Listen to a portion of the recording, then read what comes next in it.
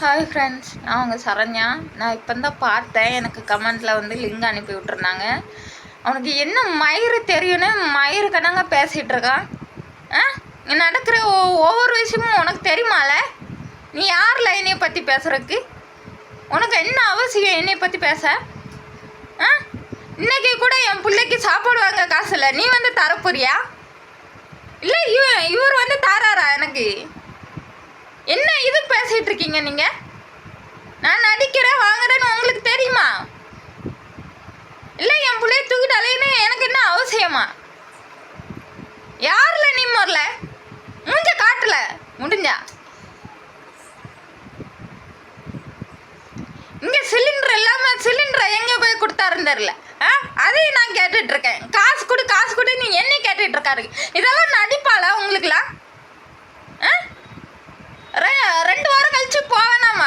நீ வந்து கூட்டிகிட்டு போயேன் வேணா உங்கள் வீட்டுக்கு வரத்தால. என்ன மயத்துக்கு என்ன பற்றிலாம் பேசுகிறீங்க நீங்களாம்? இன்னும் வேறு கண்டென்ட் போட வேண்டியதானே? உன் வீட்டில் நடக்கிறது போட, அடுத்தவங்க வீட்டில் நடக்கிறது எதுக்கு நீ இது பண்ணிகிட்ருக்க?